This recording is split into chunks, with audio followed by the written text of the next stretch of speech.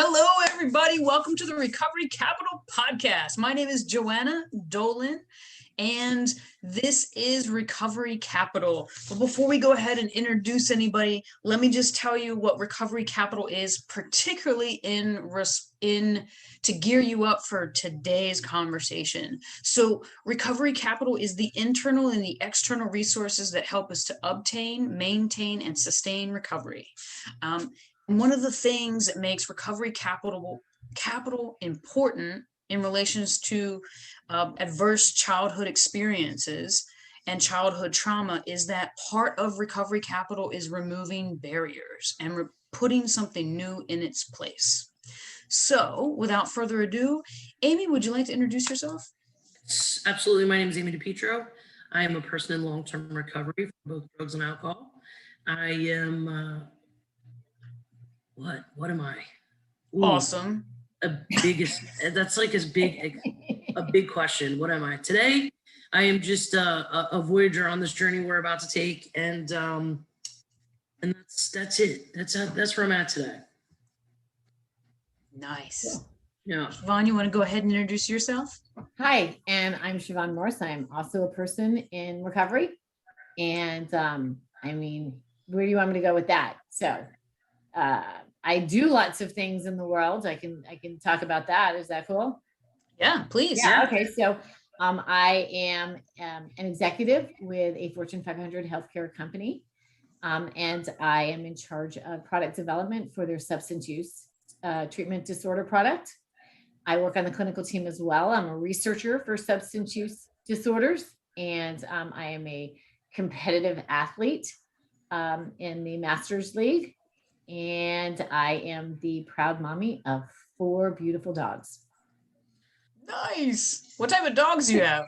I have 2 3-year-old lab Australian Shepherd mixes. And then I have 2. So this is really sweet. I have 1 little tiny Maltese that was my dad's dog, and my dad passed when I had 20 months clean. I had just enough time to spend with him and let him know it was going to be okay, and to kind of make that kind of amend, right? Wow. Yeah. And so I took care of his dog, and she was so sad when he was gone that the doctors wanted to give her Prozac, a medication, and I was like, let's just get her a friend first. And we got her a friend, and that worked. And so those 2 they're like 15 and 17. So wow. Yeah. That's awesome. Yeah, it is. I love that. I'm sorry about your dad. Oh, it's okay. You know what? Yeah. It was so, there's that whole amends conversation, right? Yes. And I truly believe like the amends that we write down and that we plan and, that we set up and we talk with, our sponsor or a mentor or, about, that's just the willingness, right? To me, like, I believe that's the demonstration of willingness so that then, whatever's out there, right. Can, the universe, whatever places in front of me, what's truly gonna move me past it. So that I'm not dragging it around, and so that like it's balanced, right? And we're given that opportunity. But so in that 20 months, I did the amend that I talked about, and then over the course of the remainder of the time, and then even after he passed, I was able to make the real balancing, right? Do the real amends that the universe had for me to do, which included taking care of my mom. So. Oh, that's awesome. Is your mom still alive? No, my mom passed 2 years later. The hardest thing I ever did, like honestly, in everything I've been through, the hardest thing I've ever done is that 2 years. And we were never close, and I didn't understand why she was like, I want her to take care of me. I didn't get that at all. And I'll probably cry in a second. At the very end, because she would say things to me, she would just be so cranky. She'd be like, I don't even know why I sent you to treatment. I'm like, well, probably because, that way I stopped robbing you. I don't know. You know what I mean? I was like, but that was one benefit. Yeah. But, and now I'm in charge of your money. So it seems like it was a really good idea, but we don't have to talk about that. Joke's on you, Mom. Right? Yeah. So, but at the end, I remember her looking at me being, I'm so grateful for you. Thank God for you. And I had never, right? I was 40 something years old and had not had that experience with my mom. Like we finally bonded. You know what I mean? Like we finally bonded, you know? That's amazing.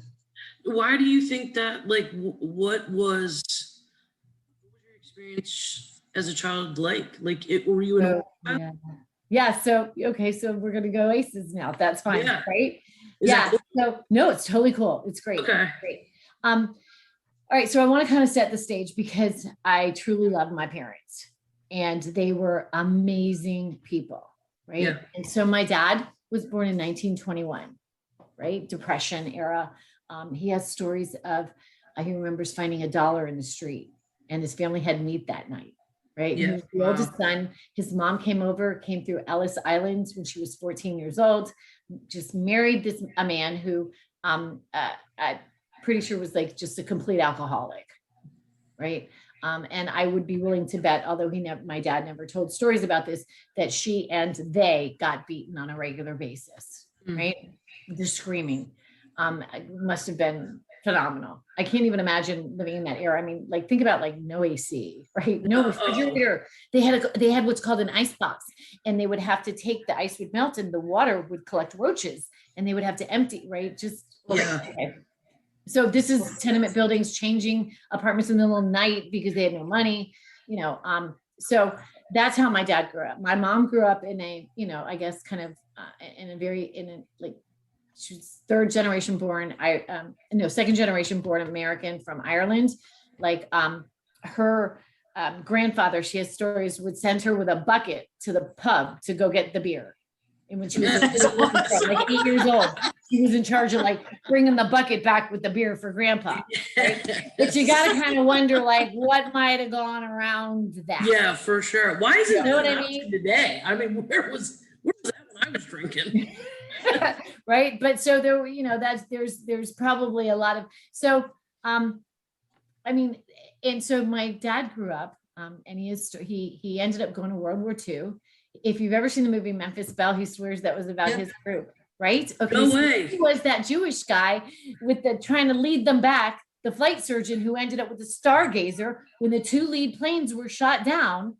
Trying to lead the 20 remaining planes. That was him? Safety. I mean, we don't know that the story was about them, but his pilot's day was Christian. I mean, there's a lot of, right? Wow. But That was a great movie. What he did. He did that. He got a distinguished flying cross for leading 20 planes back when the 2 lead planes had been shot down. Right. Oh, wow. Nice little Jewish guy from Brooklyn. Right. Right. And he went to war. Basically, he signed up like on purpose because of the GI Bill, because there would be no other way for him to get an education, and he wanted an education. And totally relate to that. That's why I signed up. Right. Okay. So, but he ended up and he got the education. He put himself through medical school. He became a physician. He became a diplomat in the Pan American Medical Association. You know what I mean? He helped develop life-saving surgical procedures, you know, like bringing new technology. He eventually, I worked with him and we did clinical pharmacology research. So we helped get life-saving medications to market. Wow. And he did tons of research, cancer research, developed something that they use today called bioluminometry. He helped, you know, he's part of that conversation. Anyway, did really great stuff. My mom was the wild child, right? And ended up, they basically shipped her off to the nuns to go to nursing school because they couldn't deal with her. And she became one of the people who founded programs like rocking chairs for the babies that are, you know, just that are not viable, you know, that are going to die, that the parents can't even deal with. And so this is before NICUs and things, right? Yeah. And so the nurses could sit and at least rock the baby and hold, you know, dying babies. I'm like, that's amazing. Right. She was a director for Project Hope, which is I don't even know if they do anymore. Really? Medical ship. Yes. Yeah. Right? Yeah. So they were both just amazing people. All the family vacations when I was very young were my mom. We would go to developing nations. My dad would go teach surgical procedures, and we would have all these trunks because my mom would be taking resuscitation Annies to teach the nurses CPR. Oh, wow. We go to places like Costa Rica and Ecuador and right to these developing nations and do that. And so they were incredible people. And, Louise Hay, rest her soul, talks about, seeing your parents, right? Seeing your parents as children, and, seeing them like I pictured them like on a stage, right? As a little kid talking about my hopes and my dreams, and just, and that kind of personalizes them, right? So I wanted to set that because they were not perfect people. And so, part of my experience is that my dad had a real anger issue. He would just get really rageaholic, right? I guess, right. Call him, right? And my mom, basically the thing you asked, so the question was, why didn't you and your mom, right? Well, my mom didn't protect me. Yeah. She protected my younger sister and my younger brother. And my dad would start freaking out generally on me, and she would grab them and take them away, and she would leave me. And so as I got older, it was she that I didn't, you know what I mean? That I hated or whatever. Resentment city. Yes. Right. And I just wanted to please my dad. Yeah. Like I became that dog that you beat that won't stop sitting at your feet, not you beat, but you know what I mean? Like begging for attention. So, and that was, and so I idolized my dad, and that almost made it worse between her and I. And, and I felt like I had nothing, and it took me some time into recovery to realize I had those feelings for my mom, and that was really what the barrier was. And I don't, in all honesty, so I've done, I was doing a bunch of, I'm a true believer that, so all of the patterns of our thinking are built between about 2 and 6 years old, right? All those networks and all the patterns of thinking, and everything after, you're just building onto those networks. And so really, like, we can try and focus on that thought, that the thinking area of the brain, right? And talk through things and logically converse about them. But at the end of the day, the neocortex is 40% of the brain, and there's still 60%, right? And so you need to build in that 60%. So anyway, I wanted to improve my performance in my sport, and I was doing some hypnosis, which is more of that. So tell us what your sport is. Oh, okay. Yeah. CrossFit. Okay. Yeah. We're coming back to the CrossFit, by the way. No, and there's some really neat stuff with CrossFit and recovery going on. So I definitely want to come back to that. Okay, good. Yeah. So anyway, I wanted to work on that part of my brain. And it was hilarious because I did about 10 sessions with this wonderful woman via Zoom for clinical hypnosis and performance improvement. And every single time trauma came up. Every single time we ended up having a trauma session. I mean, and I would be, under hypnosis, bawling, I'd be 6 years old, screaming, crying, right? And in an event that I didn't even remember happened. I have no conscious memory of. And there were just one after the other, and the only thing I remember, that's the beautiful thing about clinical hypnosis for trauma, right? Is it basically, you go in, you deal with it, and you kind of close the wound and you come back out. Usually it's a 1 session thing. It's not like this dragged out, I have to talk about it for years. And I still don't have a lot of memory of these things, for which I am super grateful. But I do remember one thing I said one day, when I was on, I remember hearing myself say, he's going to hit me. Right. So, a lot of my, trauma was around that, a lot of my adverse childhood experiences, even though I came, up in that beautiful neighborhood with the super respectable medical, right, family. And I'm so clear that was, by comparison to what he probably experienced as a kid, was nothing.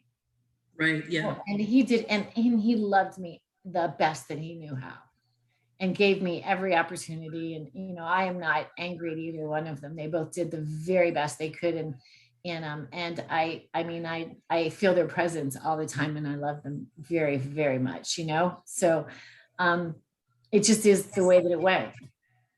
So do you have, are you tight with your brother and sister? Yeah, I'm close with both my brother and sister. Yeah. That's nice. Yeah, we're really close. Yeah, that's nice. So how did all of that, first, thank you for sharing that. Yeah.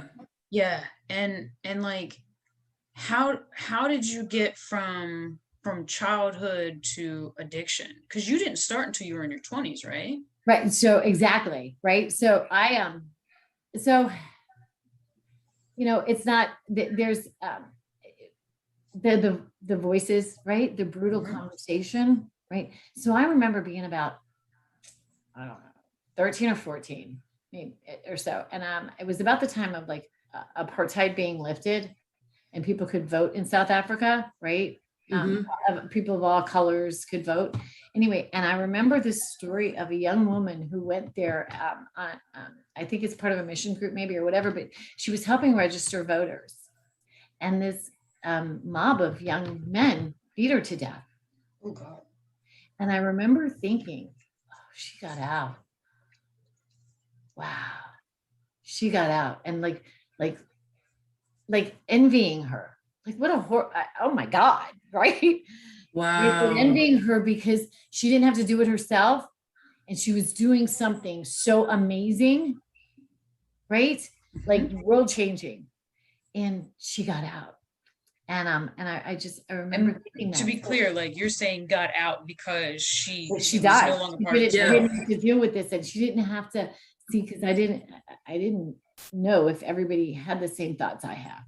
Yeah, you're talking about that committee that lives in your head. That brutal conversation that, you know what, it's so interesting because like you may not even realize that it's going on. That's, we were talking about the quiet, right? Yeah. You don't even hear it, but it's the background noise. It's sort of the white noise in your brain, right? And that's based on, all the opinions that you formed about yourself, as a little kid. And if I'm constantly being screamed at and told I'm doing it wrong, and I'm, you know what I mean? What's that conversation going to be like? And so in treatment, interestingly, there was this one day and the therapy group leader was like, okay, so we're going to take a 10-minute break. I don't want you guys to talk. Don't get on your phones, blah, blah. Just go listen to the thoughts in your head. And so I walked out of the room and there was this outside area and we'd all go there to smoke. And there was like a bank of windows that everybody inside, right, could see through. And so I'm like, first I sit down and I'm like, gonna meditate. And I'm like, no, that's not right. And then I'm like, well, and then what does he mean? I don't know. And I looked at the windows and I'm like, crap, they're watching and I'm doing it wrong. And I realized like, that is my white noise.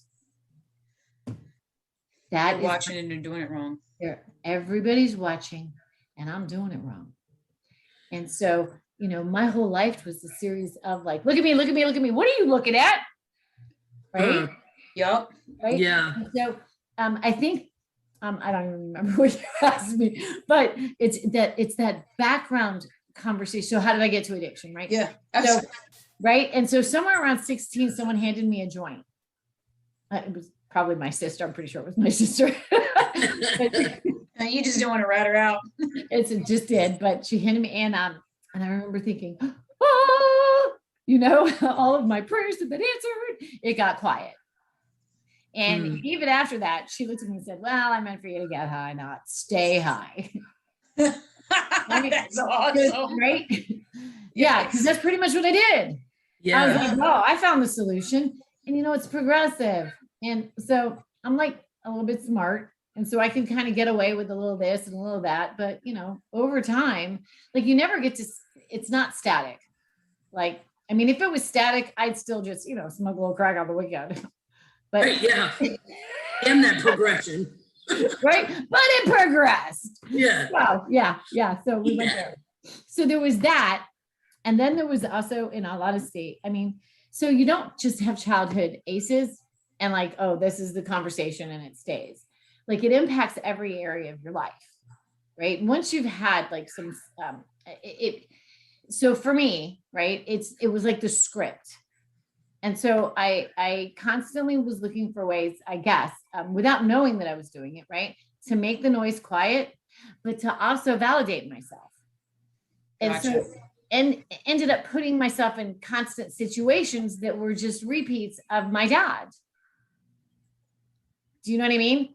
I do. Where in one way or another, I was objectifying myself in order to get rewards. So I'm a performer, you know what I mean? Like perform at the end of the day, yes, performing, always performing for, to deserve your love and affection. Mm-hmm.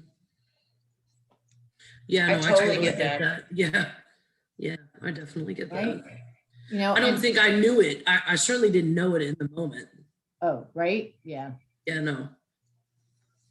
I knew, so I can remember like literally being a crackhead and having this conversation with this man that I was smoking his crack, right?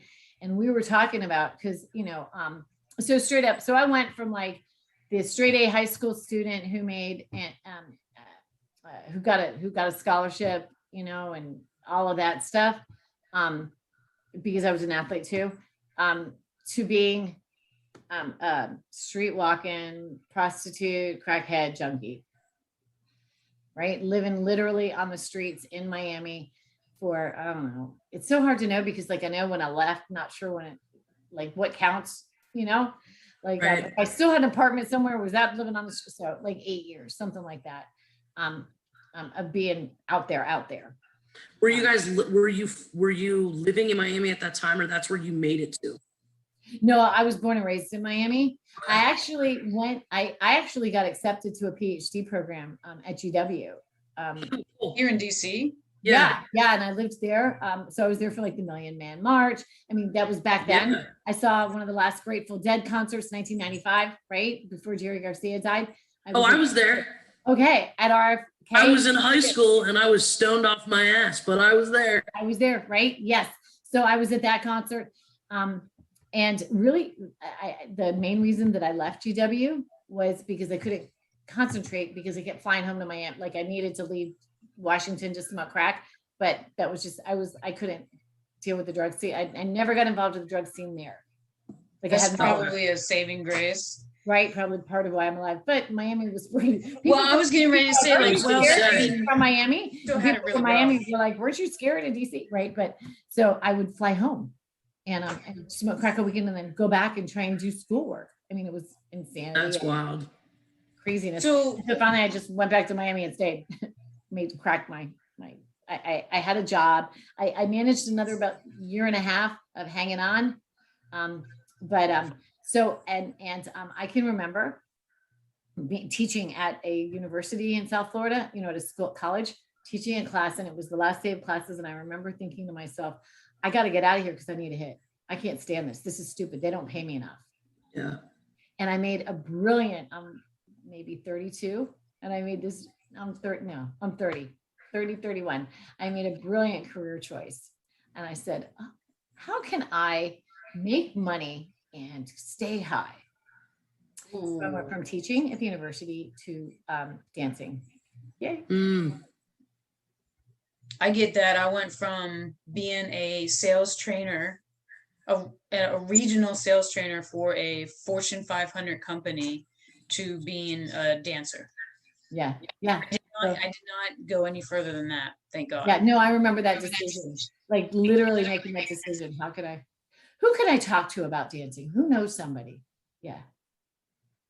Yep. So Well, when you're living in that space, though, those kind of conversations that we have with ourselves makes all the sense in the world. made perfect sense. Yep. Yeah.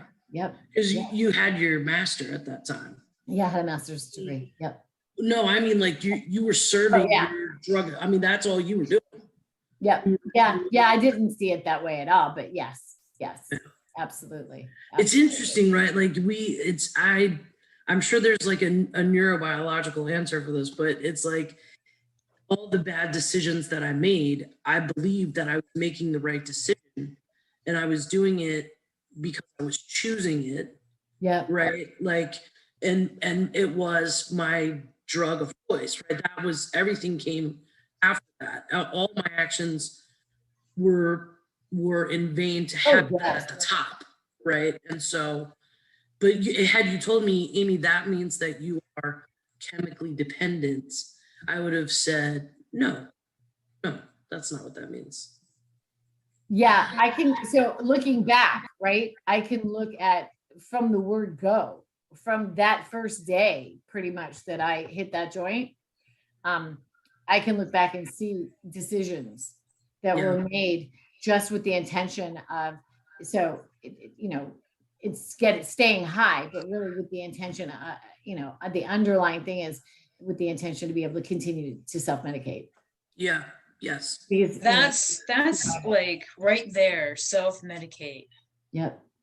because I mean, I think this is a conversation like old timers sometimes miss, right? Is which I didn't mean to like point my finger at you. That was rude. But like to hear people today say things like, well, I didn't have anything traumatic happen to me. That's not why I have, I'm an alcoholic or an addict. And it's like, well, you may not have that you're aware of, but there's a reason you were self-medicating. So are you aware of why you were self-medicating? I mean, you hear over and over and over people, like whether they are brand spanking new today or they're like 30, 40 years in recovery, they all say, I was self-medicating. Well, if you were self-medicating, what were you treating? Right. So, and it's so interesting because I was really resistant to that concept of self-medicating for a long time. And it's just what's so, right? It's because I had a bunch of judgment around it. And the truth is, I don't know that everybody had maybe. So one, trauma is an injury and it's very personal, right? PTSD is a diagnosis. There are criteria and we know what that is, right? But trauma is basically an injury to the brain, and what traumatizes you may not traumatize me, right? It's basically causes a change in the way the brain works, a change in your thought processes, a change. I don't think I've never heard anybody put it that way. That makes all the sense in the world. So, I think we, that whole judge my insides by your outsides, blah, blah. We're like, it wasn't a big deal. It wasn't a big deal. I'm fine, and I literally said that about a ton of things for a very long time. And they were probably really big deals. And it's good that I did some trauma work, right? Right. But, you don't know what you don't know. It's so, right. And you don't. So, and, I worked really hard to develop coping. There was the self-medicating, but that wasn't enough.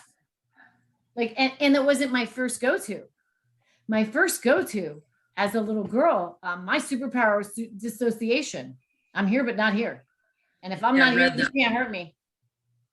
So tell us about, so I know what dissociation means, but maybe not everybody that hears this knows what dissociation means. So tell us, what does it mean? Yeah, I could so at the end of the day, I would be here, but like I created these personas even as a little girl, right? That would in my mind, like stand in front of me. And I was deep inside hiding. And literally I was, I can remember the visualization for me. Part of it was I was in the arms of somebody big and strong in a rocking chair, and they were rocking me and protecting me and holding me. Right. And I can remember, do you remember the Michelin tire man, those commercials? Oh yeah. The big white guy. So I had, that's what was in front of me, protecting me from you. Gotcha. Right. So I would go deep inside. And so what ends up happening, so like early in recovery, I had like very few memories of being a little girl. I had like these snapshot pictures in my mind of different ages. And what I would do, and it's not that I have like tons of memories now, right? They may be gone or buried, I don't know, but I would, I did this work, and again, Louise Hay and others, right? And I sort of made up this process where I created this beautiful safe place, right? And it was it's this structure, and it's in this lush tropical green area with a waterfall and a river, and there's like this big lush lawn courtyard, right? And I would go there and I would invite all the me's to come. And so I had like a little convention. Yeah, we'd like have a little circle, right? And I would hold the little baby me and invite the 3-year-olds me, and it was all based on pictures I'd seen of me at different ages, and try to just be there for them and tell them that I loved them. And see, I even say them, right? Yeah. Because there's a separation. And so this is all, I mean, if we want to get all clinical and technical, it's just like the reintegrating process, right? But honest to God, I mean, I've never worried about all the technicalities of it because it's so personal to me. And I just would invite them. And so like, for example, the 17-year-old. So when I was 17, I just turned 17. I was very involved because there's all different ways to self-medicate, right? Yeah. And so, because what we're doing is we're trying to impact the chemistry in the brain. And right before, so this is actually, so I had to have been 17 or 18.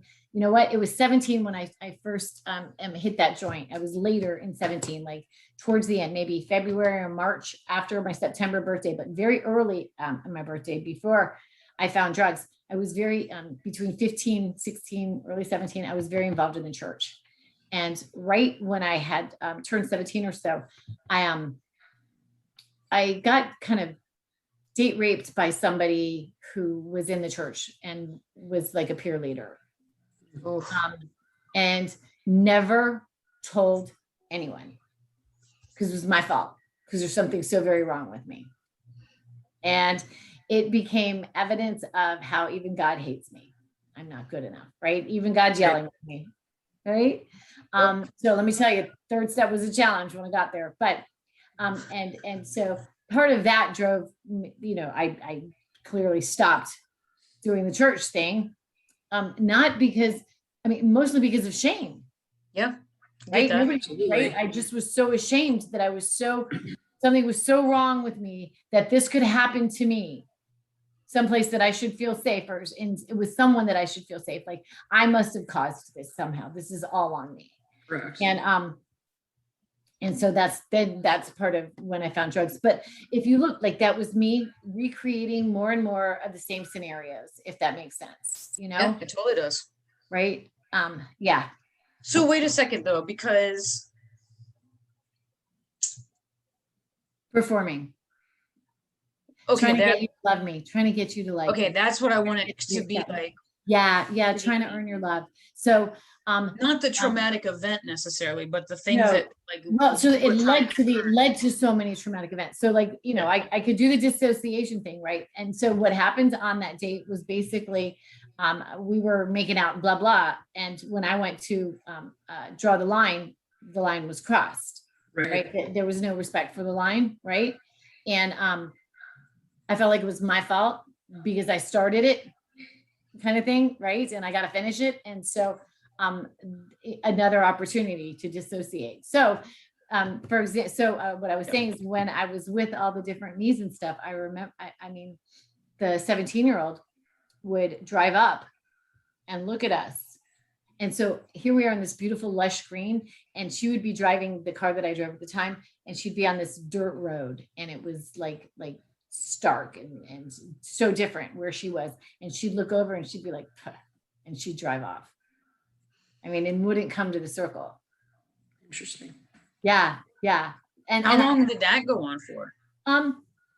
She's barely in it now. I mean, honestly, she the 17-year-old feels very abandoned, you know, and because I'm not gonna lie, it's really, there's still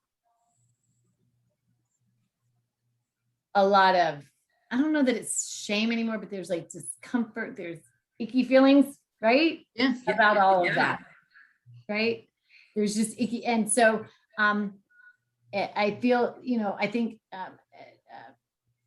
she's like abandoned, feels a lot abandoned, right? Because, you know, the adult here has not been able to fully reconcile all of that yet. I'm glad that you shared that, right? Because it's the adult here. Yeah. Like I'm tapping my shoulder for myself, for anybody that's listening, right, and not watching, like the adult that's here right now in this moment, in this present moment, has not fully integrated all that information. So until that happens, it's even those feelings, like I get the info. There you go. All those feelings and all of the people that they led me to be in that moment. That makes sense. That makes total sense. Right. And so there are times, you know, if you were to clinically observe me, right? Yeah. Who's behind the glass, right? You would probably see the 17-year-old, you know, her influence. I totally get that. Are you still engaged in work that helps kind of come to a place of rest with that? Yeah. So I never am. So I think this is the work, So I may not be in like a clinical process right now, but Sure. I feel like I spend a lot of time doing the work. There's so many different ways and so many different paths to do the work. Yes. I've done so much work in I've got a little over 15 years in that time. And, it's everything from, accepting my deservability, right? To, spiritual work and, Yeah. communing with something greater than myself and, service work. And I think, even like my CrossFit is work, is part of that work because of the empowerment. And, so part of latent stuff that goes with all of this is like extreme body, like, well, I feel like it's extreme, maybe it's not compared to others, but just more body dysmorphia. And Sure. no matter how I look, I see a fat girl. Yeah. And all I see is the negative. And, CrossFit has been an amazing thing. So, right. Let's see. So, Wait, can I stop you really quick? Yeah. I love what you just said. Well, how could anybody not? But I particularly appreciate the talk about it all being work, and I'll tell you why. It all being what? I'll tell you why I say that, because I think when I first got sober, I felt like, okay, I had already done quote unquote work on the trauma that I experienced as a child, right? And I thought, okay, well, those things shouldn't be a factor now because, I had gotten help at when, and so it was a learning experience for me to understand that for me to feel healthy, like mentally, emotionally, spiritually, physically, that's not a one and done.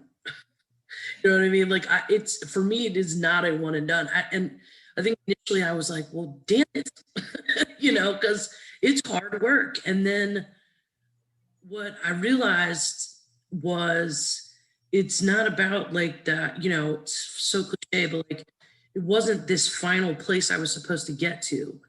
It was just the act of working on it. I was looking at the actions of the work through not the right lens, if that makes sense. Yeah, no, you're trying to get somewhere and there's nowhere to go. Yeah. There's nowhere to go. Like, where there is to go? You're covered in dirt. Yeah. That's where you're, so what do you run into? Right? That's a really good point. Right? It's all about, so some of the work that I've done also has been Landmark Forum. I mean, I loved it. That was amazing. I did it right around a fourth step and it was just the most perfect conversation to be having for me. And I did a bunch of their work and we talk about the dash, right? So on your tombstone, right? The day you're born, the day you die. That doesn't matter. It's the dash between them. That's what matters, right? And Paulo Coelho, who wrote The Alchemist, and he wrote a book, The Witch of Portobello. And she learns calligraphy. And she realized it's not about the letters. It's about the space around the letters, right? Wayne Dyer, getting in the gap, right? It's always, there's always two things to focus on, but we forget, right? It's the space between. It's about, right? It's about what goes on in between my ears. It's about what goes on in between things.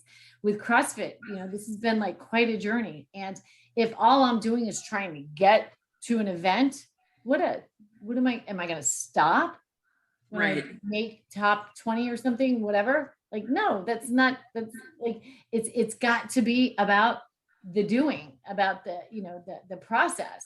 And that's hard, being a performance, I'm very goal, or I'm like, okay, got to get there. Like I did my steps and it was like, okay, I finished, it was to get to step 12, you've got to get right. And then everybody's like, now you start over. And I'm like, wait, what?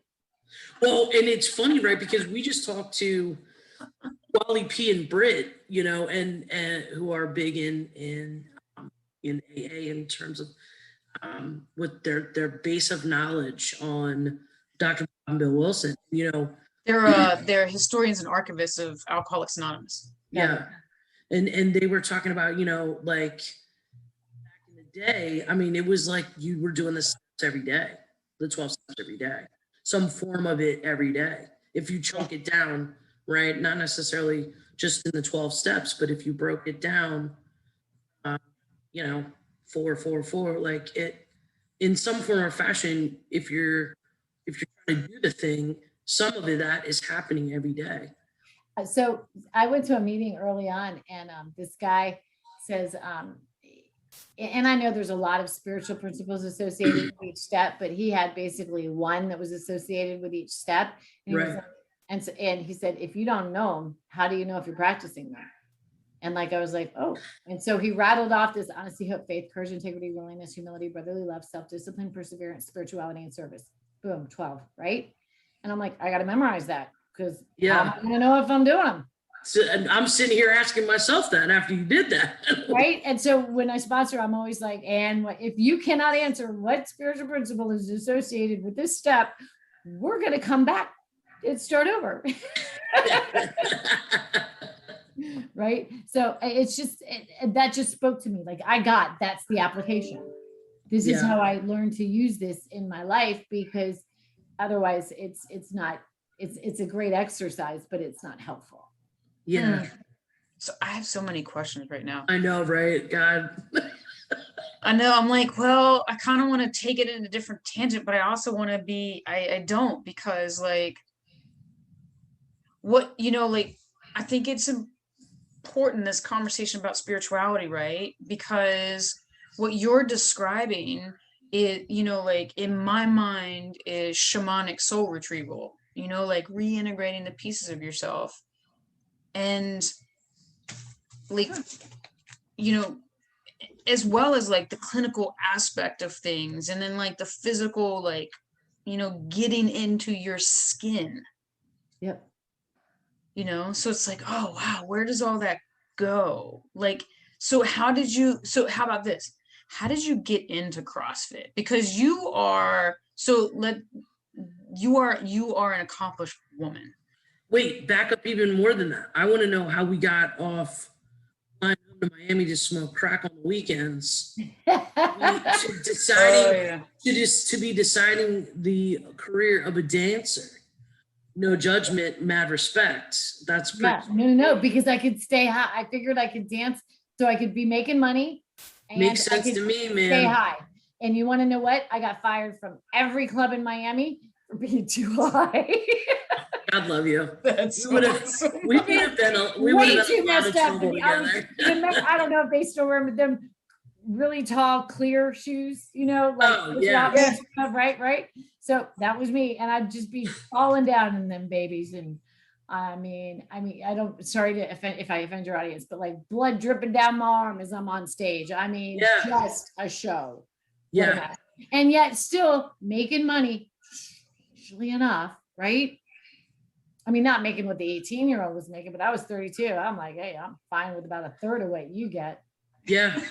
No, I mean, I don't know. Maybe it's just my addict brain, but I'm thinking like, it never ceases to amaze me how resourceful we are. Oh, even in our addiction. Like, I will find a way. Oh yeah. Yeah. I will find a way. I will lie, I will shape, I will mold, I will manipulate. I will move mountains to get what I need. It's so, and then we get into early recovery and we're like, oh, it's so hard. Yeah. Yeah, like, how does this, because it's not what we want to do. We actually have to look at this. Woe is me. I have to answer all these questions. Yep. Well, yep. So what was, if you don't mind, what was the last? When were you done? Oh, so a couple things. I mean, I had a ton of experiences, and is it okay if I talk about, and I wrote one of the major experiences. I have it in my hand. So it's, you want to tell us what I have in my hand? It's a book called Breakthrough. I contributed a chapter. You can get it on Amazon. If you don't have money, reach out to the podcast or, to Joanna, let her know, and I'll make sure you get a copy for free. I don't care. I'll send copies. There's paperback available. And there's also, if you are a member of Amazon, you You can download it for free, actually. Okay, awesome, good. I was hoping that, because I don't care about making money on this. I just want people, if it helps people, I'd like to let them have it. 6 beautiful women and myself, and they wrote amazing stories, and my story is at the end, and that was part of it. But I will say that was not so, the story itself is not my like bottom, right? So imagine my greatest fear in life was not that I would get beaten, was not that I would get raped, was not that I would get stabbed. You know, here I am walking the streets in Miami. Was not that I would overdose. You know, I'm shooting heroin. I'm shooting anything I can stuff into a needle. So at the end, I was shooting crack. I was shooting cocaine. I had to get out, thank God, because shooting heroin was not going to kill me. Shooting cocaine was. Yeah. That was, oh, good Lord. I would think I was going to die. Especially down there. Yeah, my heart would be about to explode. I had learned years and years earlier, like relaxation techniques. I would use every relaxation technique I could have to get my heart rate back down. The minute that I knew I wasn't going to die, I would do it again. I mean, amazing. But so that wasn't my fear stuff. My fear was, what if I go walk on the street and nobody stops for me?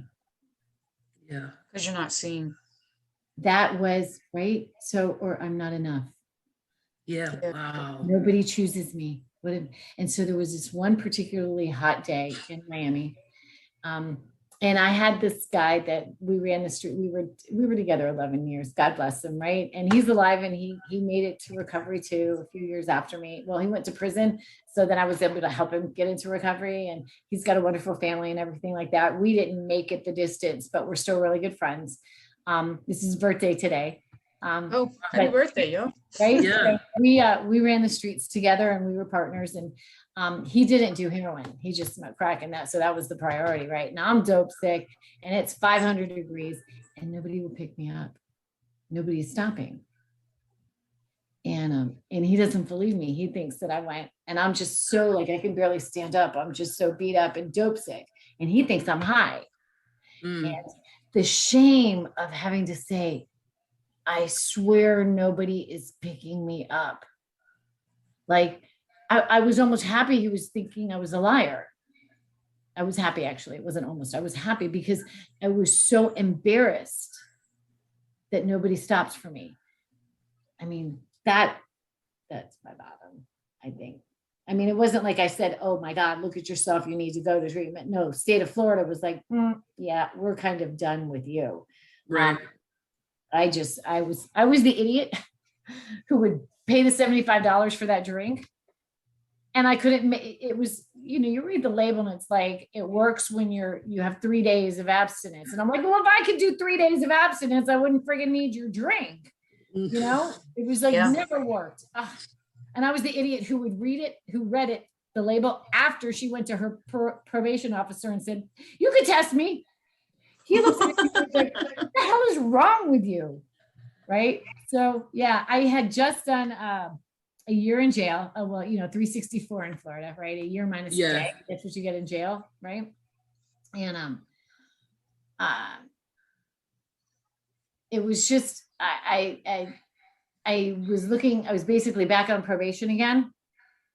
I actually got arrested 2 times in like a 12-hour period. Nice. Like they let me out, right? And immediately right back in. Oh, I was furious. That happens a lot with us. It does happen a lot. So I would look at the officers and I'd be like, can we just get me like a sweater or something? Because it's going to be so cold. Right. I'm hungry. Can we please stop at McDonald's? One of them stopped at McDonald's for me. Like they just knew me at this point. Right. But I'd done a year. I was on probation again. I was not going to make it through this probation. And I knew that. And they have drug court down there? Oh yeah. And I never took drug court. You never did? Nope. Because they're going to send you to treatment. And honey, I don't want no treatment. Yeah. Yeah. I'm perfectly happy. What's your problem? Yeah. Right. So, anyway, somebody convinced me that, my family would send me to the spa. they were like, it's a spa, it's not treatment. I was like, a spa. It's great. You should go do this. Right. And that way, you know, you could avoid jail again, because I'm really, and the judge had told me straight up, he's like, yeah, we're kind of done. So if I see you again, I'm just going to give you an escape charge, and you're going to do 3 to 5 in prison. Ooh, Right? ouch. You hate to hear it. Right? And like, basically that freaked me out. And so that very day, I did not show it my probation officer and guaranteed that he was going to see me again. You know what I mean? Like, that's what we do, right? Oh my God, now I'm really scared of that. So I'm going to go use. So anyway, so I ran away to the spa, and it was like kind of Gucci, right? My family, you know, paid for it. They had hope, and I had run away from a jail program. I had done all of that. Like, I literally jumped the fence and ran. Where'd they send you? What? Where'd they send you? They sent me down to a program way down in Homestead, like really far out in the like sticks. And it was, I'm sure, a wonderful program. But at the time, so I had a purple cast. I had a broken hand, a purple cast. I break here. And I remember I had a white t-shirt on, and I was like wrapping my hand, you know, and running down the street because they were going to identify me with the purple, right? And I'm like running through like on this desert road with fields on the side, trying to get to the first gas station. Right, yeah. To find somebody who's going to drive 60 miles to come get, oh my God. You blended right in, I have no doubt. I'm sure I was not the first person they had seen running down that street. But right, and it was funny, I thought they'd chase me. I was like waiting to be chased, and nothing, you know? Because you're playing your trauma out again. Yeah. You're playing your internal story. Yeah, yeah. I mean, and yes. So I don't even know where we were. Oh, okay. So Yes. So anyway, so he said 3 to 5 years, blah, blah, blah. So I went ahead and ran away to the Gucci treatment center, where everybody was all like, you know, lawyers and things like that. And I show up, and I have literally like a Publix brown bag. I don't have 2 shoes. I have like a pair of flip-flops on, and the shoes I have in there, I have one of. I got a pair of pajamas. Like, I got nothing. Like, and I basically overdosed on the way to detox. Oof. I got to detox, and I remember looking at the nurse and saying, like, and thud, like, and I woke up in a hospital, like not the unit that I got to. Yeah. Right? It was a freestanding detox. I woke up in a hospital, a separate building. A day later, I still had my clothes on. They had some charcoal on them, right? But I was not handcuffed to this bed. And I was like, And the nurse, I guess, some monitor went off saying I'm awake, came in, and I looked at her and I go, where am I? And she's like, you are in such and such county. And I'm like, oh, you're thinking there's no warrant for me in this county. And I just had a wig on, right? And I'm just on a regular floor. And she looks at me and she goes, why don't you just watch some TV? I'll bring you something to eat. You could leave tomorrow. And I was like, she knew. I love her already. Yeah, she definitely knew. Yeah. And I was like, what do you got? Bring me food. Yeah. Right. And my plan was I was going to run away in the morning. And I basically, that's how I made through the first detox and the first few days of treatment. Was my plan was I'm just going to run away tomorrow. And I would tell myself once they said, just say, you know what I mean? I understood. And I was like, all right, that's cool. I can run away tomorrow. All I got to do is make it through the day. I can run away tomorrow. And I would tell myself that. And that was until I had, you know, the very first, like, oh, I belong here moment. That's what I would tell myself. I could just run away tomorrow. When was that moment? You remember it? Yeah. So I am sitting with the nurse, and so please realize that if you have never done heroin on the street, it is not hard to find heroin. No. It's hard to find needles. That's true. So I would bury my needle in the ground and come back to it. Oh, you got some Windex to clean yours? Okay, I could use it. I mean, and I'm prostituting in Miami, you know, in the 90s, right? Hello. And so she had done all those tests, and I was freaking out all weekend, and she was going to give me my results. And she's like, you know, your cholesterol's high. And I'm like, who cares? My cholesterol. Your She's like, yeah, did you have the egg breakfast that day? And I'm sitting here like, ah! And she's like, yeah, you're healthy. And I was like, Wow. cool. All right, thanks. And I'm getting up to leave. And she's like, no, sit back down. She's like, you're healthy. You're good. Like, your labs are great. I'm like, yeah, I heard you think so much. Okay, going back out to have a cigarette, right? She's like, you're not hearing me. You were dead 5 days ago, and they brought you back to life. And these labs say you are healthy. And I was like, wow. Okay, yeah. And so that concept that there's something greater than myself, and it has been helping me all along. Like, I got, poked between the eyes with that. Yeah. So even before I was honest enough to do a real first step, I understood a second step. Right. Right. And in that, I'm going to cry. Right. And in that, hope is the second step. And I started believing that something new is possible. In fact, I knew, like, you hear a lot of people talk about, I just want to get my life back. No. That's not your life wasn't worth going back to. Well, right. But I could have wanted the life before. I was getting ready, yeah. So I just want to get back to that. And that's what people mean when they say it. They don't mean what I was when I walked in the door. They mean what I was before I got to what had me walk in the door. But I realized that's not going to work. This needs to be completely slate clean, brand new. Yeah. Absolutely, totally brand new. And I really believe that's what the second step is about. Something new is possible. Something brand new for you and your life is possible. And that's where I had to get. And I also realized it needed to be big, because I wasn't going to stick around for something small. It just needed to be like big. Like, I need to live out loud. Right. Yeah.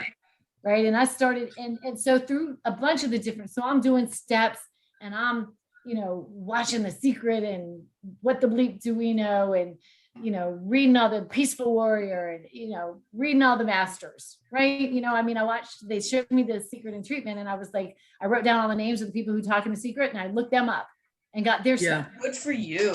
Right. And I just started doing and I'm doing the Landmark Forum, which is about inventing something possible for your life. And I'm building all of these things, and I'm doing spiritual work, right? Which really looks for me like, because that God hated me, right? Look what he did to me. And so the first thing was, no. Whatever's out there knew everything that was going on and never judged you for it. So who the hell are you to judge you? Let it go. There was no moment at which I did something that God went, oh no, she didn't. Yeah. Right? Never. That never happened. And so that whole forgiveness conversation, let it go. Deal with it later. Like, so many people get stuck in the beginning with trying to forgive themselves and get forgiveness and blah, blah, blah, blah. No. This one woman shared in a meeting, I'm going to cuss now. She said, you did that stuff already. 2 tears in a bucket. Fuck it. Let it go. You already did it. It's done. Right. And I was like, all right, I just got to not do it again.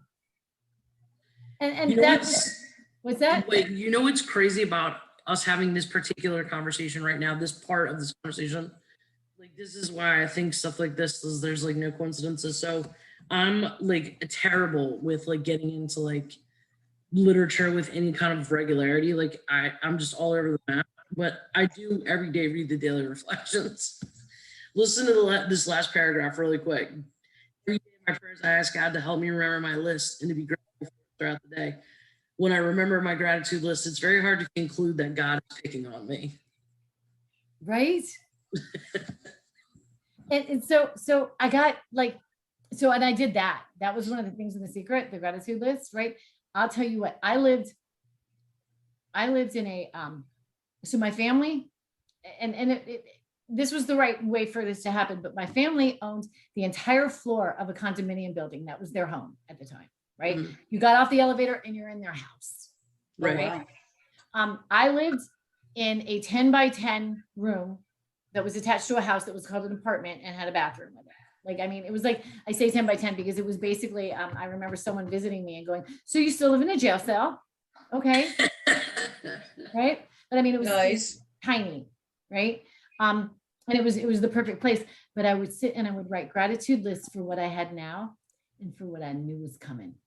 Yeah. Right. So I would fling that gratitude into the future to bring things to me, and it worked. Right.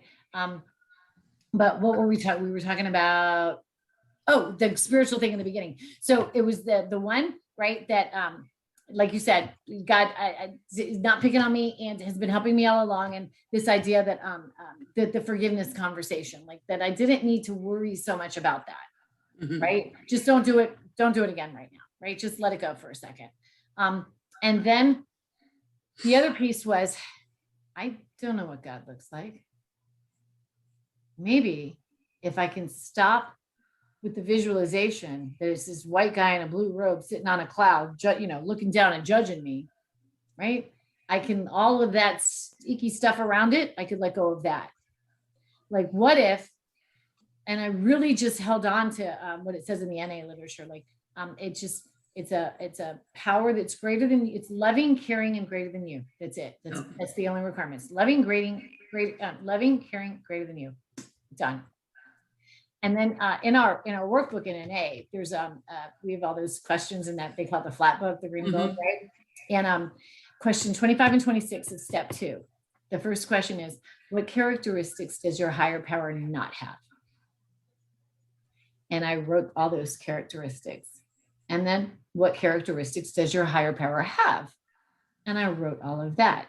And what I realized is that the ones that my higher power does not have are everything that I am when I use. And what my higher power does have is everything that the little girl a long time ago, the person I aspired to be. And in that moment, I realized that this God thing isn't out there as much as it's in here. I got that connection, because that is what the representation of that is who I have always aspired to be. And that bridged what I needed, right? To create the God of my understanding. Because that's right there, you made your start. That's where you made your start. Yeah. Yeah. And then I would, it's so silly, but like you start to wake up and you're like, oh my God, look at that beautiful flower. Oh my God, look at, you know what I mean? And you're not like, it was much less common that I would notice a crack baggie on the ground when I went to pick up a coffee, right? Because I wasn't looking at I was seeing other things. Yeah. Right. And that's what it talks about in the NA literature. And what is God's will for me? God's will for me, is to see the beauty in everyday life, to experience love, to live, right? To lost dreams reawaken and new hopes arise, right? That's God's will for me. And that's what began to happen, and at 20 months, my dad passed. Boom, it's sudden, right? Took care of my mom and I began to understand that, like, I can be happy and sad. Yeah. Yes. Right. I didn't know that. I didn't know that I could be, that it was okay, that even though I was so sad about my dad, that it was okay to feel good about me. Yeah. Like, I didn't know that was okay, that was even possible. Being sad was just this spiral that led to, I want to die. You know what the greatest gift of recovery is? In 15 years, I haven't wanted to die, even when I've really made stupid mistakes. That is a beautiful gift. Well, it's a miracle is what it is. You know what I mean? Like when you're out, like in the world, you're living your life here, that, life didn't change, that's not what recovery is about. Life is life. You know what I mean? There's birth, there's death, there's joy, there's sadness, there's evil, there's art. That's not what is different. What is different is us. Nothing out there is ever okay. So in quantum physics, we could say that yes, so I got introduced to quantum. Well, I kind of had a little thing about quantum physics ahead of even when I was in jail. I read Dean.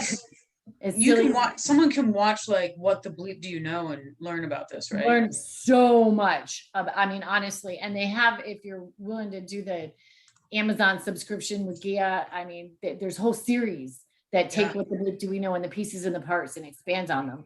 But I mean, that is such a cool movie so it's such a mind blower, and it has a whole thing on addiction at the end, which is really great. I love it. But even before that, like when I was in jail, I read a Dean Koontz novel, From the Corner of His Eye, which is. Wait, I thought he was a mystery writer. Yeah, he's kind of weird stuff, but there's this little quantum-y element, right? And in that book especially, and he has a little child character that so this little child character basically goes blind, but he figures out a way, because everything is always happening all the time. Yeah. Right? He figures out a way to be the him that's not blind, and he gets his sight back. Right? So thing. I said to myself, you know, I was still in treatment when I said, I mean, I remembered this thing because of some of the conversations and What the Bleep and all. And I said, I wonder if I could be the me that never used. Right? Mm-hmm. And isn't that's what did you figure it out? Yeah. Well, so we have, and they talk a little bit about, depending on the version of What the Bleep you watch, right? But they have there's a conversation that talks about, you know, we know, right? The way that the hard, solid world works, right? Is if I act now, I can impact the future. Right. Right? Yep. In the quantum world, if I act now, I can also impact the past. Explain that. Tiny subatomic particles. It's called I mean, and I'm not a quantum physicist, so forgive me if there is one watching, but basically, right, the double slit experiment explains it, but it's about the effect of the observer. So for example, there have been open brain experiments where they wanted to see, so if someone touches your finger, right, the signal has to go to your brain to register that someone touched, and then back down for you to have a feeling in your finger, right? Mm-hmm. Yeah. So if someone touched the area of your brain that is associated with that finger, you would think it would be, and this is like nanoseconds, right, that we're talking about. You would think, though, that you would register the feeling in your finger faster because it only has to go from here to here, right? Not up and back. But it's the reverse. So right. So that in some way talks about the time aspect, and so think about Stargate. Time is a piece of the dimension, right? There's time and there's time, right? In any location. So it's dimensional. So at the subatomic level, there is theoretically this concept that if I act now, why can't I impact the past? And so by being the different, like, that's kind of like what I did. It's not that I lost the past, but each time that we reframe the past, right? Each time that we reconsider it, or we change our views about it, like in a paradigm type of a way, right? We have impacted the past. So if you consider that everything is really just energy, right? You have to kind of let go of your concept of hard, big things to get into that conversation, really, that the secret, all of it's talking. I mean, so many people are talking, you know, this idea of total responsibility. It's really also, I think, a lot of what the Christ was talking about. It's what Buddha was talking about. It's this idea that, no, I create this. I am a co-creator with that. You know, in 1921, Wallace Wattles wrote a book. Yeah, success. The Science of Getting Rich. Yeah. Right. And there's this unformed substance out there from which everything comes. Right. And so you have to kind of get into the ether to really get it, because we think in like big, hard, concrete objects, you know, but the truth is, you know, there's more space, right? We started there. There's more space between than there is actually stuff in the space, no matter what level you're talking about. The dash, man. The dash. Yeah, it's the dash.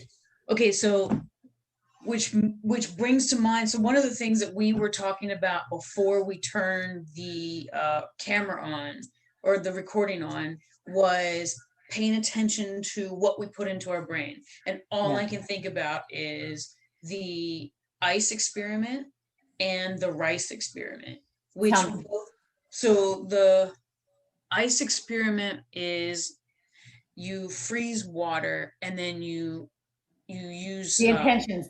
Dr. Emoto. Yes. That's right. Dr. Emoto. Yes. The sign, the message in the water. Yes. Yes, that's right. And so like, if it's beautiful things that you're saying to the water, then the ice particles are gorgeous. But if it's hateful things that you're saying to the water, then they are horrible. Yes. Like they're not poorly formed. The energy of intention and the energy of your words. Right. So, okay. I mean, hate to go all biblical on everybody, but like in the beginning, there was the word, right? Okay. So if you want to interpret all of that literally, like that's the sentence you stop at. We're done now. Right. Yeah. That's all you need. There was the word. And what we forget is that the word first lives here. We think only this, but this is important too. And then, so like, you know, this and then it resides in us. It is, and there's nothing out there. Like, right? There is nothing out there. There's just us. That's it. And your brain, honestly, doesn't make this distinction, you or me. Like, and Louise Hay talks, one of the greatest books that I read in the very beginning of recovery was The Power is Within You. And because she talks about your inner dialogue. That is almost the whole book. And one of the things she says is the real detriment of gossip is that your brain doesn't know that you're talking about somebody else. Yep.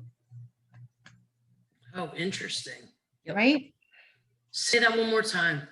So your brain doesn't really make a distinction that there's out there and in here, right? There's just me, right? And so when I'm talking all bad about you, it's me I'm talking about.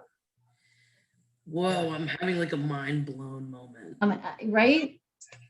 Well, that's Buddha, the Buddha talking about resentment. He says to hold a resentment or an unforgiveness is like trying to take a coal from the fire and throw it at the person that you resent or don't forgive. Who got burned? Correct. The person holding the coal. Yeah. Correct. Yeah.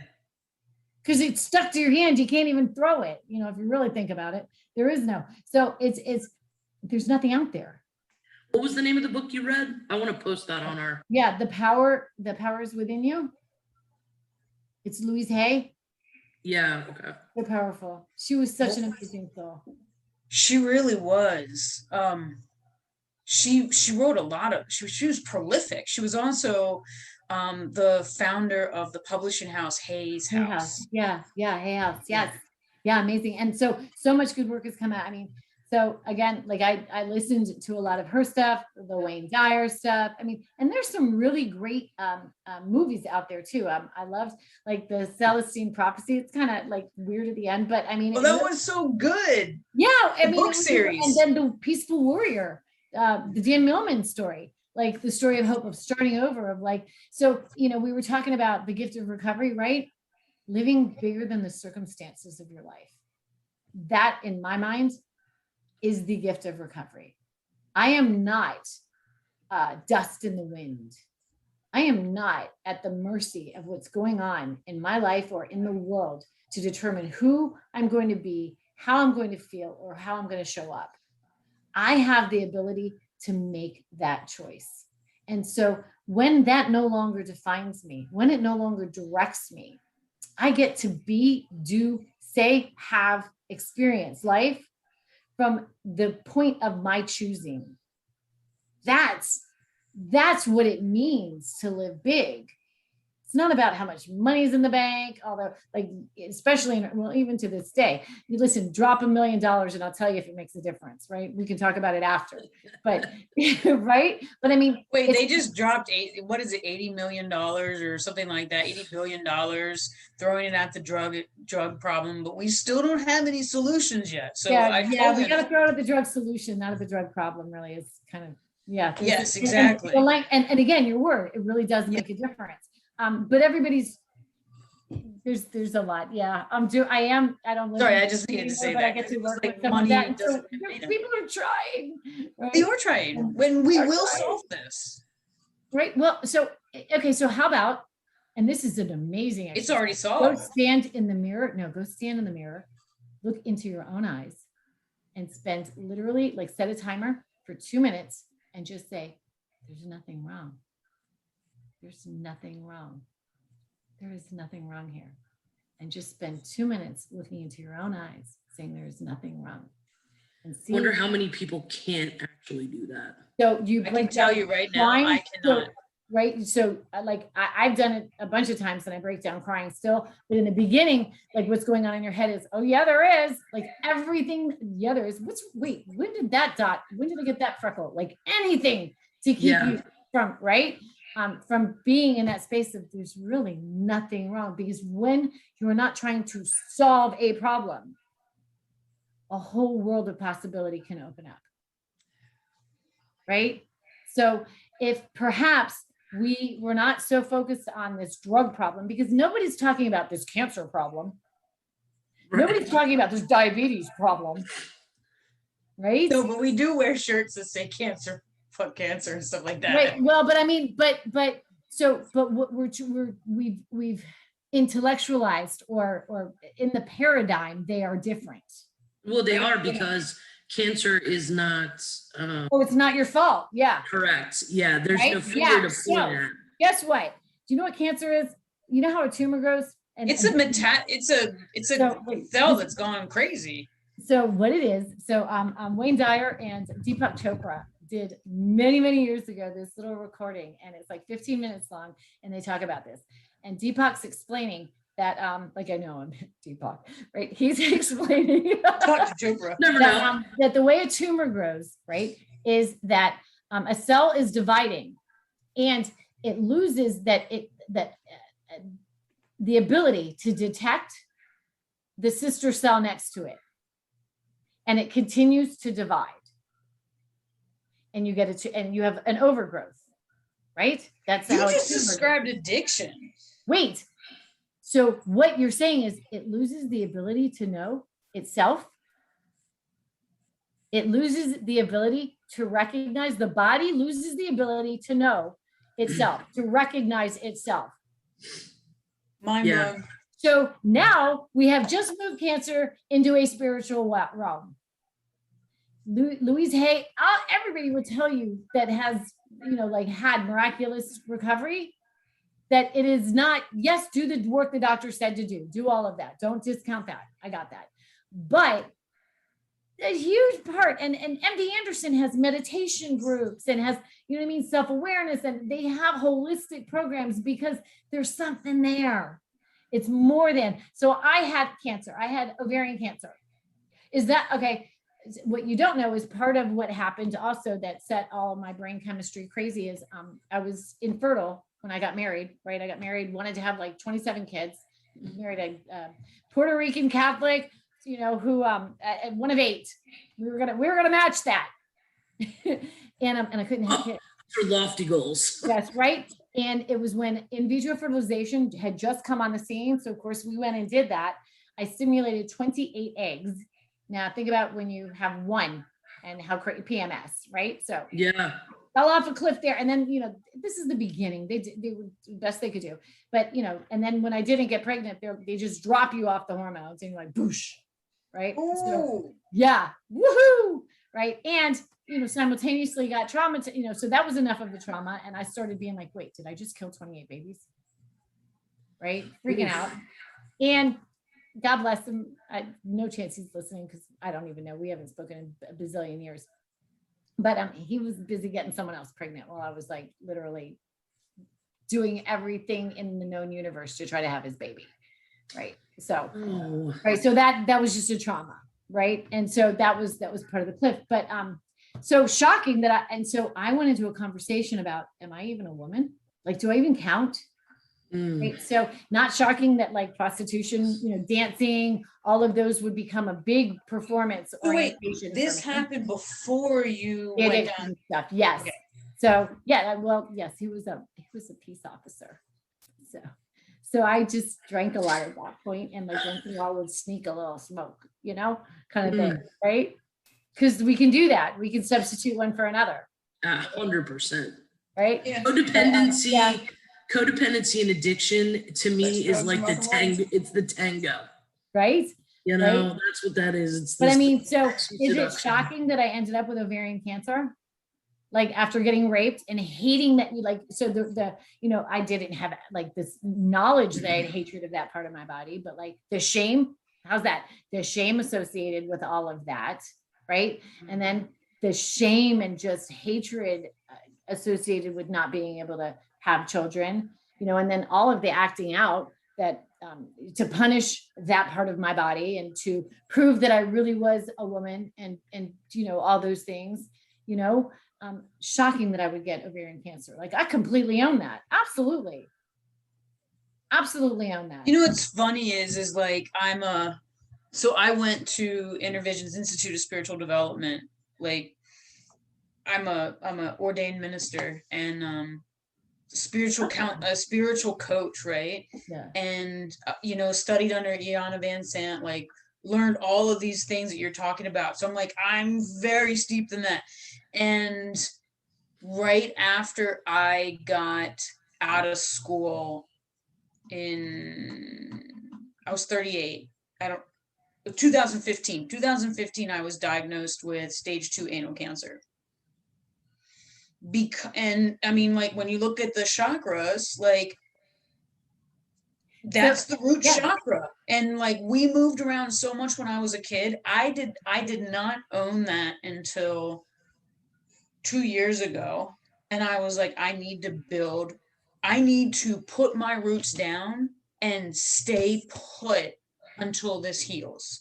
Because, like all the stuff that's been bubbling up for me is like, I mean, I was raised in the church and, stop running, Joanna. Just stay put, whatever this takes, have fun and like build some real roots, like put some dirt in the ground. Yeah. Like that's it.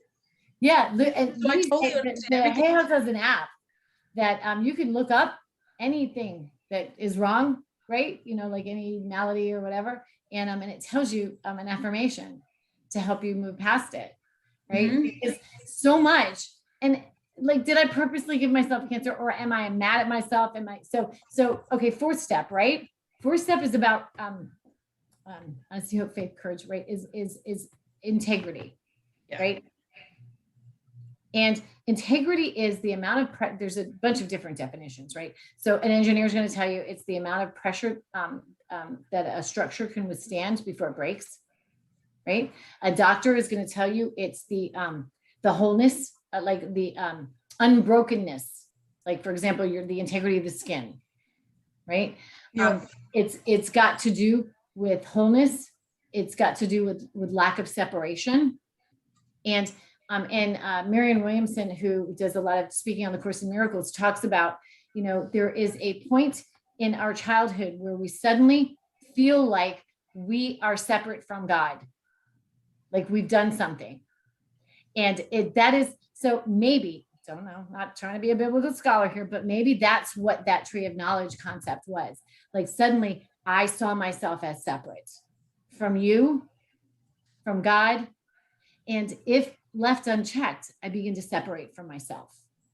I think that's 100% valid. And I think it's, it would be so interesting to know how many people in recovery develop autoimmune disorders.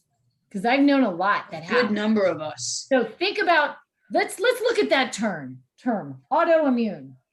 I am literally fighting my own body thinking that it's a foreign substance.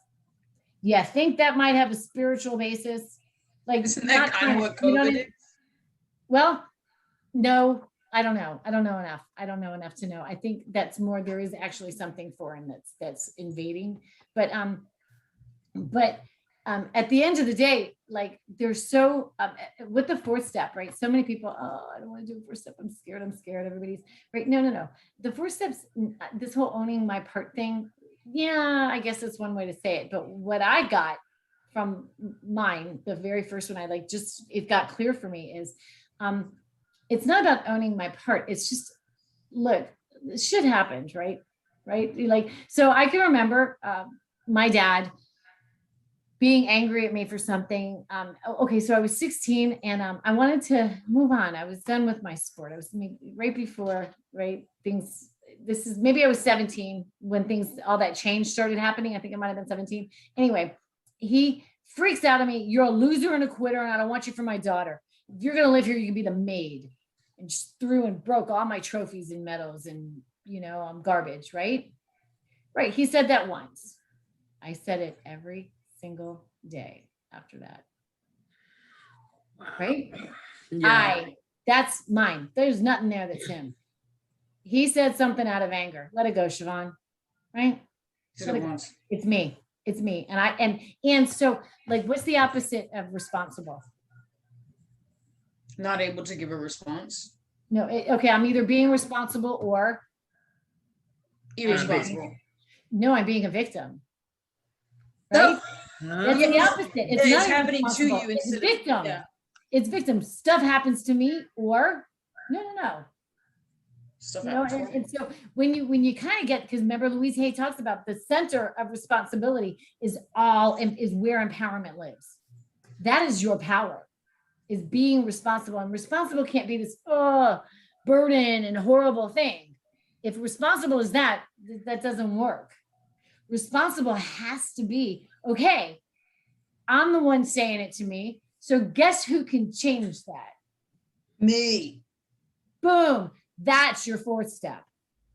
It's about when anything. And so everything that happens in life, I look to go, how can I be responsible for this? What edge piece part little, can I play? Can I hold and say, this is me. I got this. What changes do I need to make? Because otherwise I'm just a victim and I'm dust in the wind. I am at the mercy of circumstance. When I got diagnosed with cancer, I was like, all right. Well, my first thought was, thank God I want to use, right? It was, thank God I went to Paris, because I had just gone to Paris on my own just to go see Paris. Oh, I was like, wait, what does Paris have to do with this? Right? I was just like, thank God I saw Paris, right? My second thought was, oh my God, I'm going to have the most amazing story to share with women in recovery about how you can get through cancer. That was exactly mine too. I can't wait to tell that story. This is gonna help me save and other then people's lives. Okay, and so what work do I need to do to make this happen? And that's the self-work.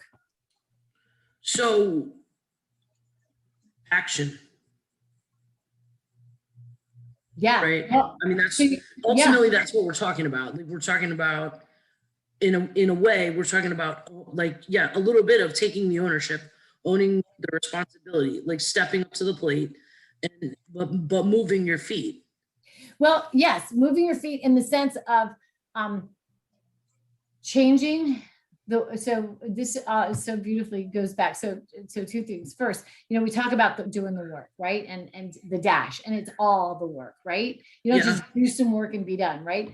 And so even in treatment, there's all this research that says it is not necessarily the intensity of the treatment you're in, but it's more about the length of time that you are engaged in it.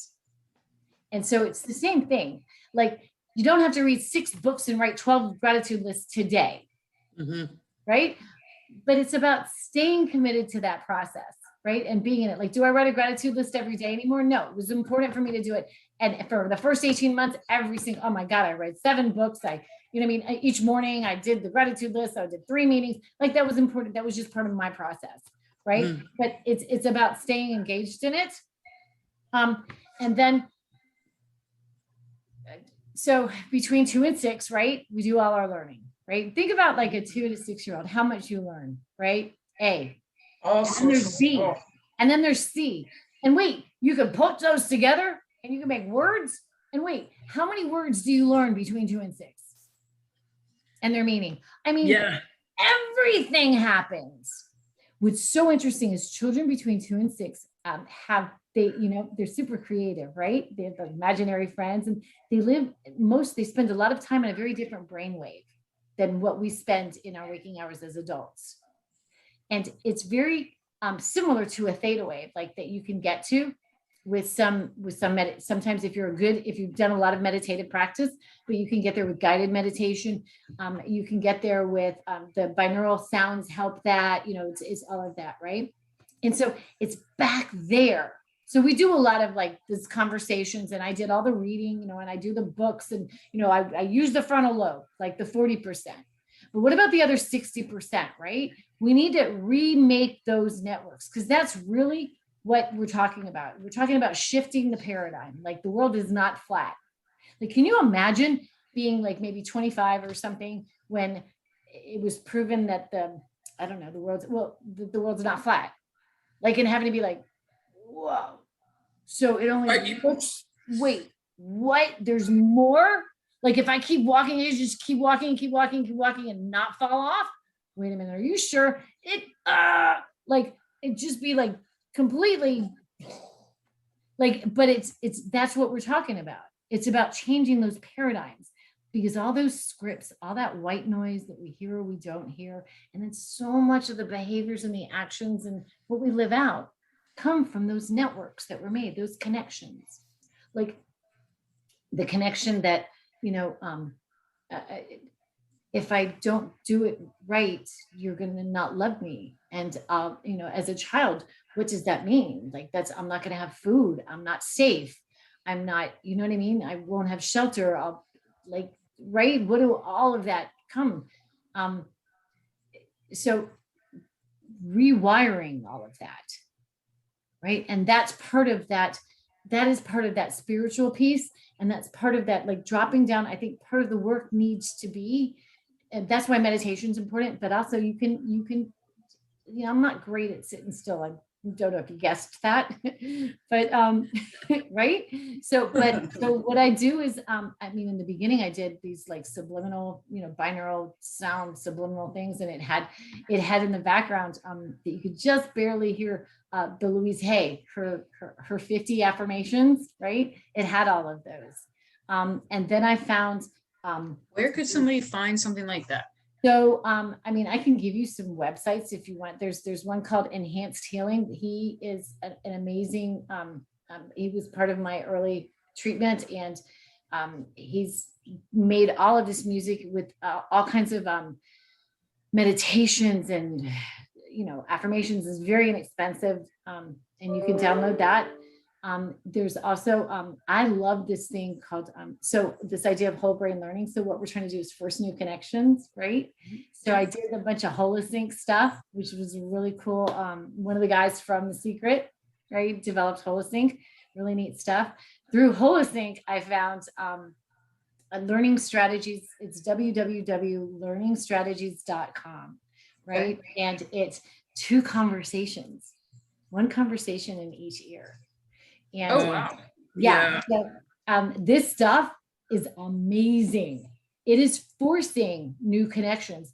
Now, can I tell you everything they say? No, there's about, I don't know, he's got like hundreds of different, I'm going to say CDs, but downloads for different aspects and different things. But like, I used it to quit smoking. I smoked for 37 years. And I quit. I'm a non-smoker, like I'm 2 years into recovery. That's what you used to quit smoking? Yep. Really? Yep. So, I started by, I used The Secret too, though, but I started with a list of so your brain doesn't know negative, right? So like someone early in recovery, what I tell them is, don't tell me how you're not going to use, because that's a conversation about using. That's a mud pie. You have this light layer of whipped cream called Knot on top of mud pie. What does it taste like when you take a bite? Mud pie. Right? Your brain doesn't get Knot. It doesn't even hear it. Can't register it. Yeah. So it's not about not using. What it's about is, I'm going to stay clean. And so I had this one sponsee who she'd be like, man, I want to smoke a joint. And I'd be like, okay, so every time you do, what you're going to do is we're going to do an anchoring technique, right? And you're going to say something positive. So what I would have her do is go, I love being clean. I love being clean. So she anchored it physically with a power move, like, yeah, right? You could do it with Superman stance, whatever. I do it like this. Yes. Yeah, exactly. Right. But you're anchoring it with a physical part, and you're speaking the positive. So what I did is I took smoking and I made this list of all the great stuff that becomes available to me if I don't smoke. And so instead of my clothes won't smell bad, it was my clothes smell delicious. My teeth are bad. My breath is lovely. I qualify for life insurance now. I enjoy the taste of my food. I have X number of dollars extra to spend, right? And I just wrote a list of the positives. And that was the focus then. It wasn't all the stuff like, right? And so it's the same. I mean, again, reframing. And then I did their paraliminal. But the two conversations force the new network development. And I mean, this guy's onto something. And this is all quantum technology for sure, like life applications of quantum technology. So this idea that all of the information, everything that is known is out there, like, because it's all energy, right? Yeah. So how do you tap into that? Nothing can be created or destroyed. It can only be reorganized. Well, isn't that just the definition of God too, right? Mm-hmm. Yep. Right? Yep, but, absolutely, 100. Right. So when I CrossFit, so there's some women who are just amazing, the world's best at CrossFit. And like, well, you're kind of amazing. You're like in the top 5%. I'm in the top 2%. Yes. Yeah. For my age, right? For my age. But don't say it like that though. Like, because you notice you said, well, for my age. Well, I mean, I'm no Tia Claire to me, but I'm really happy with how I'm doing. Yeah, I'm excited.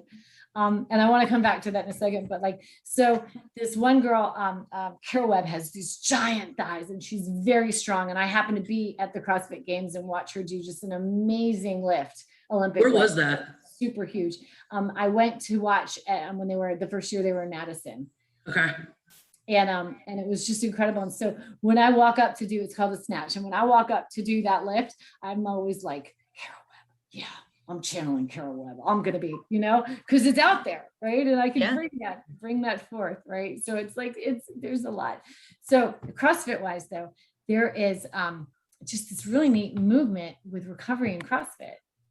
And tell us about that. So in Boston, they just opened the first recovery CrossFit center, like a community center that offers CrossFit, and it is focused on people in recovery and reentry to society, and that special community. Is that different than the Phoenix? It is the Phoenix. Yes. So I was talked with the Phoenix yesterday. Yes. Yeah. I just talked with them. With a young gentleman from them. It's amazing. I want to see how we can do some work together. But it's so exciting because, so I had just had hysterectomy and all of my insides taken out and got thrown into menopause. And then about 2 years later, I found CrossFit. And what happens when all of those changes are, when you go to menopause is you don't you don't build muscle as quickly, right? Your body changes and your bones lose strength. Yeah. Right. That's all part of the post-menopause thing. And so because God loves us, he makes us shorter and wider. So that we're more stable. I see what you did there. Right. So God loves me and he made me shorter and wider to compensate for my inability to, for the muscles getting weaker and for my bones getting weaker. And that is not who I know myself as. And that was, combined with my body dysmorphia, presenting quite a problem for me. And then I stepped into CrossFit, and the focus, I'm learning, and I'm still on this journey big time, but I'm learning that I can focus on what my body can do and not just what it looks like. Because that's kind of what it's here for, is what it could do.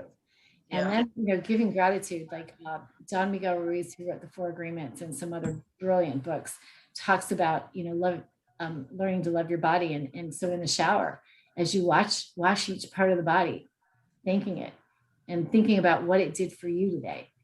like, thank you, Pinky Toe, because without you, I wouldn't have the balance I have. And, the parts of your body, Louise Hayes talks about, looking in your mirror and telling different parts of your body you love them.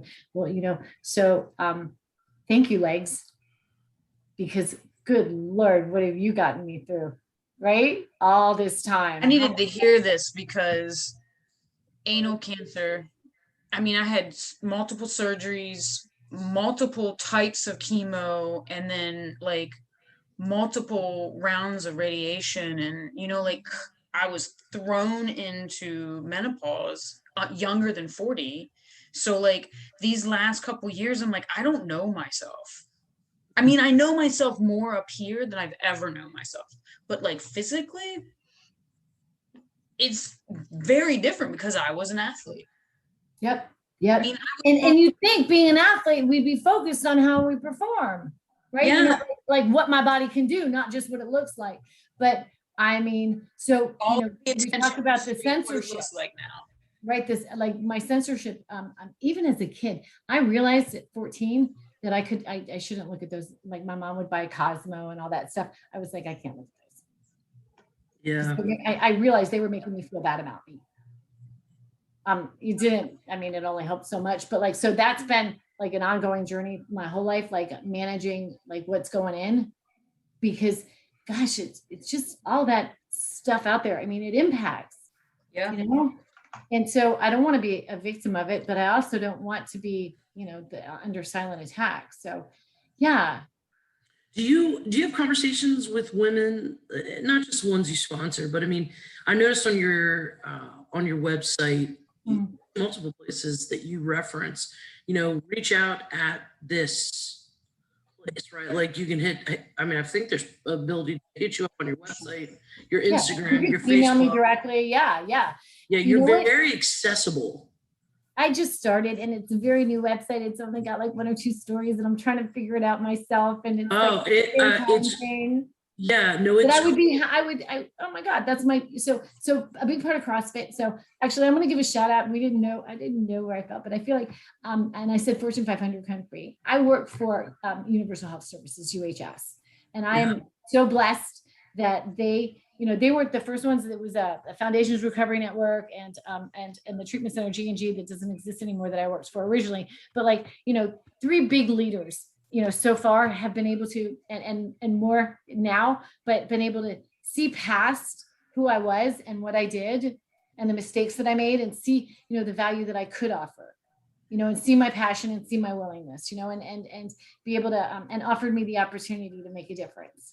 Right. Because so you're like you are like high up there in UHS, right? I am so blessed to be, I'm a divisional director and part of product development. And I sort of straddle clinical and research, and I'm helping, I've gotten like 15 peer-reviewed publications in the substance use, like field on research. I get to sit on policy advisory, like National Association of Behavioral Health committees, and help design stuff. I've done a presentation for ONDCP and DOJ with the White House for RSAT programs, and I'm working with them now to help with equity and diversity and inclusion in the prison programs. I mean, I get to do just amazing things. Yeah. So listen, if you're out there and you have a record, you're not allowed to let that stop you. There is a path. I bet you that is, do you get people reaching out to you about that? No, and I want that, but that's part of CrossFit. So a big part, I kind of want to win, right? But I also like it's a way to because it's, recovery is a bigger conversation than alcohol and drugs. Yes. But, you know what I mean? Oh my God. You're recovering from cancer, you're recovering from trauma, there's honestly, I've tried to reach out to like some of the like recovery drinks and stuff, and I'm like, you're recovering from that workout. Like recovery is a big word. There's there's little recovery and there's big recovery, but it's all the same thing. And there's the same features, right? And there's work you have to do. There's you have to put, whether it's a nutrient for your body or your soul or your mind, right? And there's effort that you have to expend, and it's always through. right? It's always like a through conversation. You can't go around, you Yeah. can't go over, can't go under. And when you try to do those things, you go, oh crap, I thought I was on the other side, but I'm still here, right? Yeah, always got to go through. And that's really the kind of the recovery conversation. And so all of it at the end of the day becomes this platform for me to be able, hopefully, to offer hope. You know, that when I got that second step and when I said, this is going to have to be big. This is I right? would say, I hope you feel that, because I would say you're living that. So, you know what? There's more. And it's not me. Like I got this idea. And so that's why the website is Greatness in You. Yeah. Because it's not just in me. It's in you. It's in every single one of us. And that greatness in you and that really living big might be raising 3 amazing children. Right? Or yes. I mean, it might be, you know, it's so Marianne Williamson talks about it doesn't matter if you're the preacher or if you're, you know, a hostess at the local Denny's. You still have the opportunity to bring something amazing to the lives of other people in every moment. Yeah, I dare say that you are, first of all, let me just start by saying you really are lovely. Oh, thank you. You are lovely. And you have a beautiful smile. It's very infectious. I say that because if people are listening and not looking, we've been talking your ear off for almost 2 freaking hours, and you really there haven't been very many minutes that you haven't had a smile on your face. It's very genuine. And so I love that. And this is virtual, right? Like we're not in front of one another. So if I feel your energy through this tiny little computer, I can only imagine what that energy feels like in person. And, you know, that's something to get attached to, right? That's something to crave in your life. Those are the good things for us to have in our life, that kind of positivity, that kind of energy. And I have to say, I thank you for that today.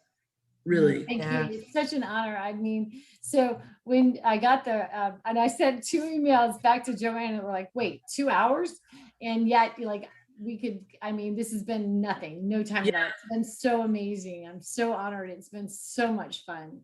Yeah, you're very easy to talk to. I'm pulling for you as you like cultivate your website, because you just are very easy to talk to, and I feel like you are trying to make yourself so accessible. And that is, in the book, they inadvertently put like my email, and I think there might even be my phone number by accident. No way, really? Oh, that's so wild. Like, you know what? That's a bad thing. I'm gonna let it go. I'm not even gonna, you know, I lived on the street for 8 years. I made it through that, sweetie. I'm sure I could probably make it through this. Right? Yeah, 100%. Oh yeah. Okay, so before we wrap up though, how can people get in touch with you? Yes. Because people will want to talk to, I mean, like, we've had so much fun. I literally just looked at my clock and went, oh, we can keep going. Right. Okay. So the website is just greatnessinu.life. Right. And so you can use that. And then my email is Siobhan. So that's tricky. I just, we don't have a banner, like SIOBHAN dot greatness. SIOBHAN at greatnessinu.life. But if you go to the website, there should be a button. I'm pretty sure it works. It does. Okay. That will send you, you can send me an email directly. So cool. Yeah. I just want to help. Thank you so much for being on the show, for sharing your wisdom, for being real. I mean, like, this is a field where people are like, oh, it's only scientific evidence-based. And it's like, this is evidence-based. It's just not studied scientifically yet.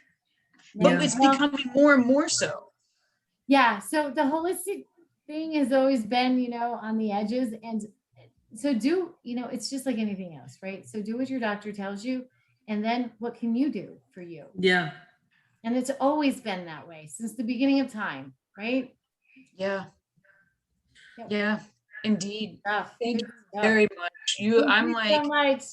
We get to interview people that are our heroes. And I have to say, like, I will be challenge Siobhan a lot. Yeah, so Joanna sent me like, you know, like your bio in essence and like some stuff on you, and I started reading and I jumped on here early to talk to her, and I was like, yo, her shit is so good. She's so cool. And then I'd already gone on your Instagram and like your pictures, you're a badass bitch, lady. Like that. There's pictures of them snatch weights, and I was like, damn, Gina. So I had a setback. I had a major injury and I had to have surgery last year. And so like I've tried to show that like it doesn't matter. Is that your knee? It was your knee. Yeah. Right. And I tried to sort of chronicle that whole. Yeah, you did. And like I came back, like come back stronger. Right. There's a picture of her like on a weight bench, laying down with these giant ass free weights, and she's like coming up, like pressing them, and I thought, good God, this lady is amazing. Thank you. So fun. So awesome. So grateful. Well, thank you so much for being here. Appreciate your time. Yeah. Thank you everybody for listening. Thank you guys. Yes. Have a great one. Yes. Take care. Thanks. Bye.